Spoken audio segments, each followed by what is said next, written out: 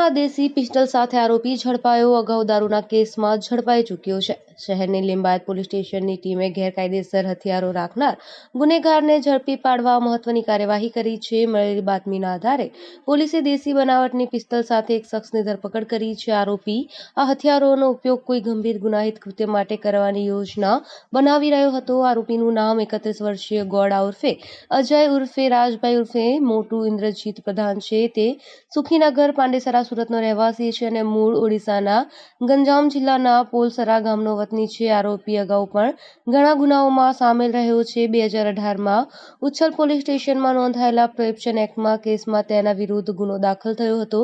Limbayat police સ્ટેશનના સ્ટાફે બાતમીદાર પાસેથી માહિતી મેળવી હતી કે આરોપી ગેરકાયદેસર હથિયાર સાથે છે। આ જાણકારી આધારે પોલીસ સ્ટાફે જાળવણી તાકીદે શરૂ કરી। પોલીસે ઝડપી કાર્યવાહી કરીને આરોપી પાસેથી એક દેશી બનાવટની પિસ્તલ અને કારતૂસ જપ્ત કર્યા છે। આ કેસમાં ધ આર્મ્સ એક્ટ હેઠળ ગુનો નોંધવામાં આવ્યો છે અને આરોપીની વધુ પૂછપરછ માટે તેને રિમાન્ડ પર લેવામાં આવ્યો છે। પોલીસના કહેવા પ્રમાણે આરોપી આ હથિયારોનો ઉપયોગ કોઈ ગંભીર ગુનાહિત કૃત્ય માટે કરવાની યોજના બનાવી રહ્યો હતો। બ્યુરો રિપોર્ટ, ઇનાયત મંસૂરી, સુરત।